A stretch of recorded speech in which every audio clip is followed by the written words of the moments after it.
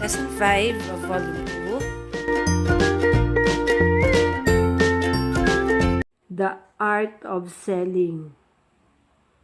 Over the years, the job of selling goods and services has progressed to what some people call an art, period.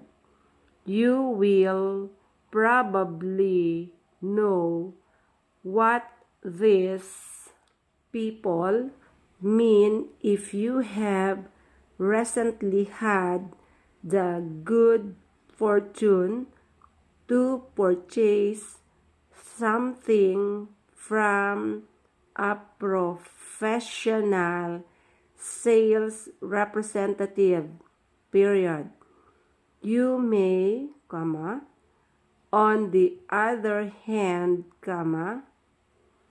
have recently had the misfortune of dealing with a poorly prepared, surly sales representative, period. In this case, you will probably take objection to the idea of selling for an art, paragraph. At one time or other, we have all found ourselves in the position of trying to purchase goods from a person who did not know much about the product, period. This, of course, can be very frustrating, period. Some time ago, a man walked into a tire store and asked the sales representative to describe the advantages and disadvantages of radial tires, period. The representative was a young man who had not been on the job very long, period. It would have been better if he had asked for help from an expert person, but he chose not to do so, period. He quickly opened a pamphlet and tried to find the answers to the questions, period. The customer wanted to know how strong the tires were, how long they could expected to last, and if they were guaranteed, period. The sales representative could give answers to none of these questions, paragraph. The customer became impatient and left the store in anger, period. He promptly went to another tire store across the street and made a purchase. Period. The young sales representative learned the hard way that having product knowledge is a vital part of the job of selling. Paragraph. A woman recently entered a large department store and asked the first employee that she saw where she could find the furniture department. Period.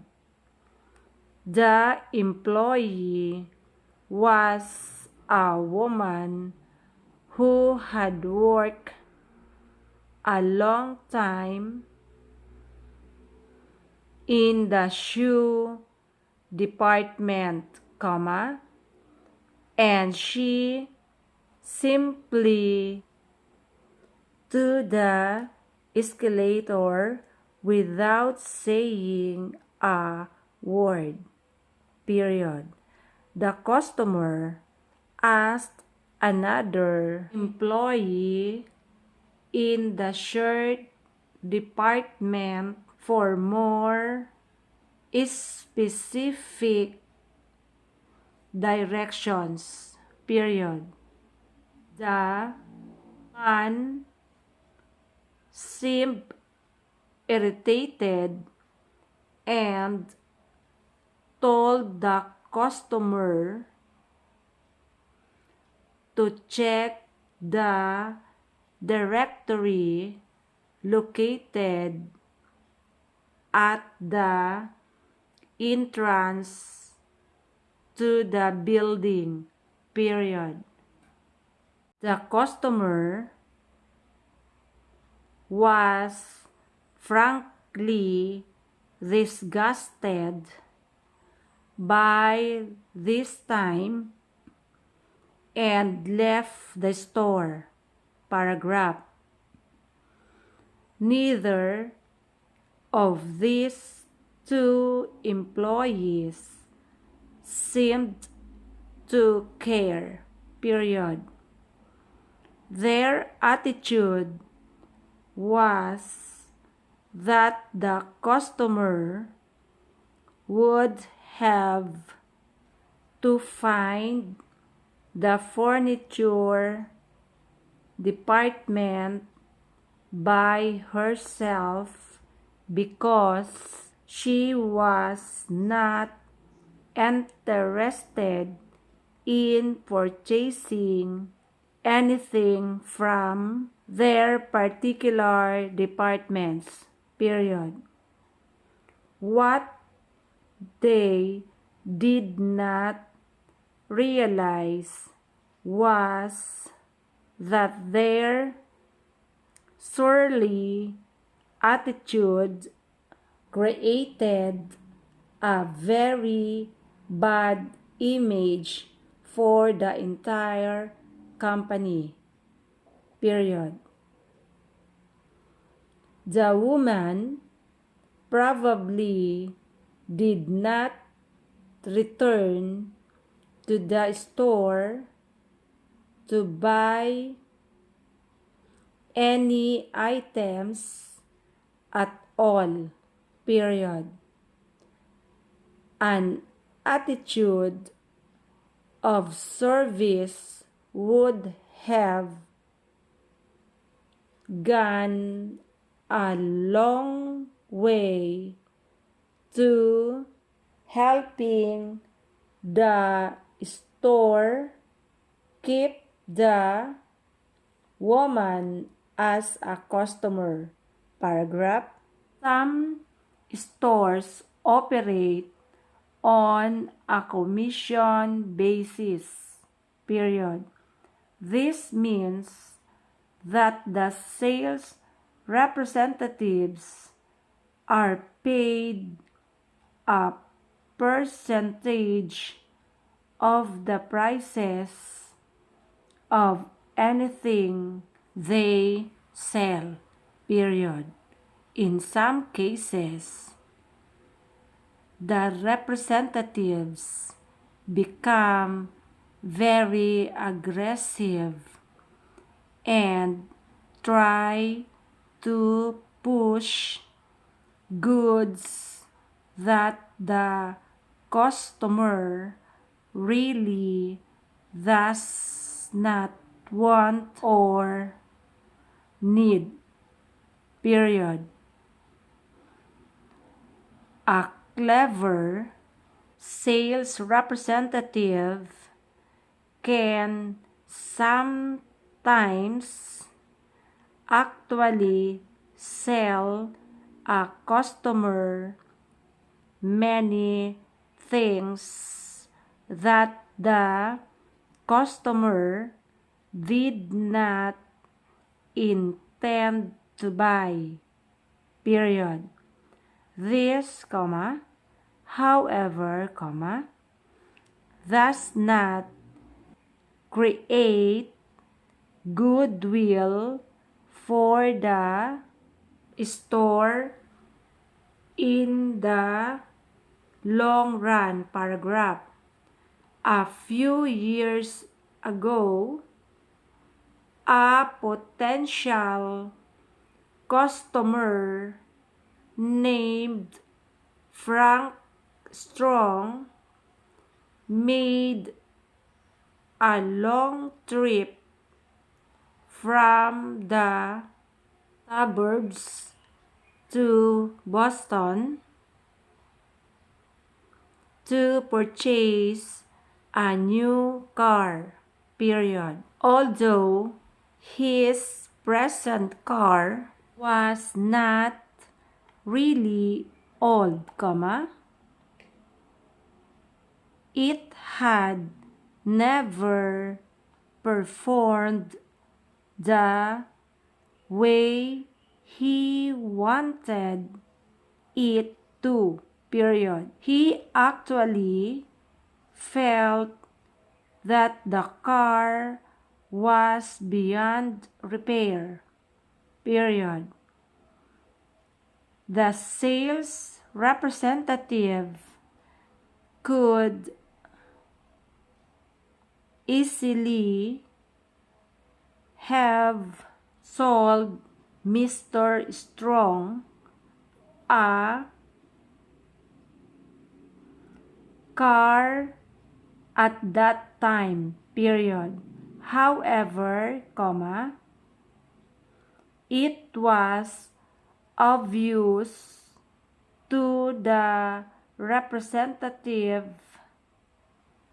that the car was actually in very good condition and could be repaired easily and quickly by the proper mechanic, period. The sales representative introduced Mr.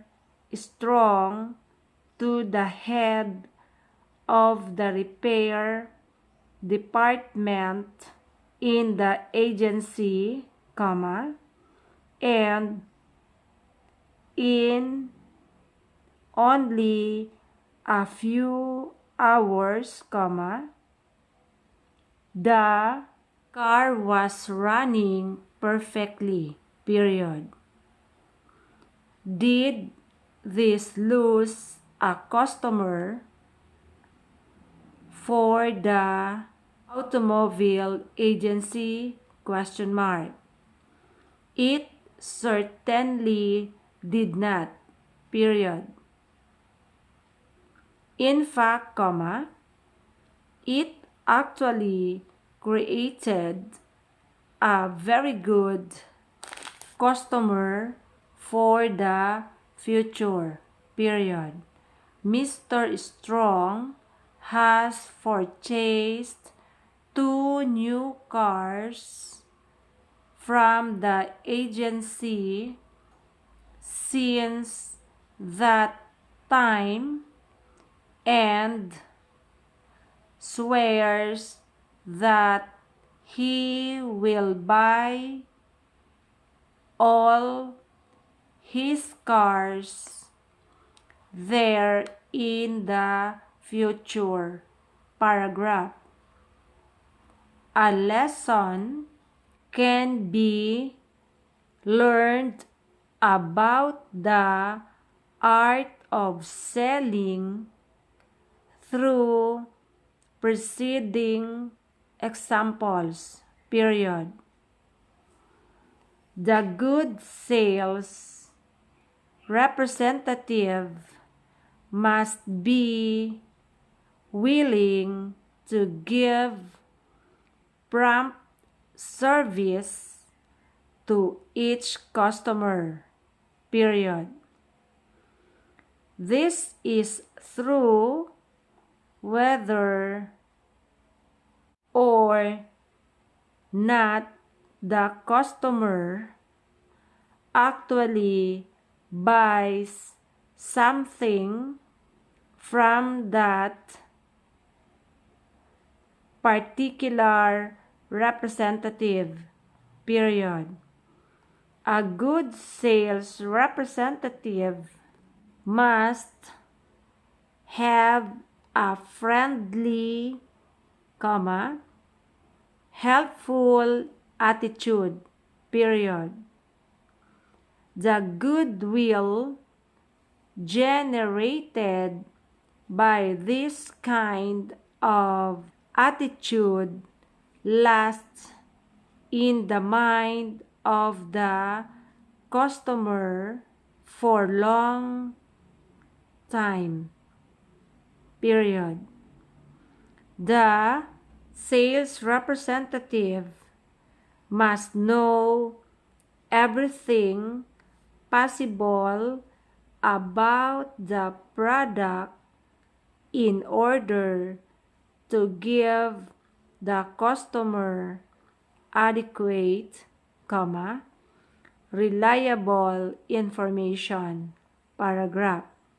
A salesperson can turn the job of selling into the art of selling simply by observing these simple rules. Period.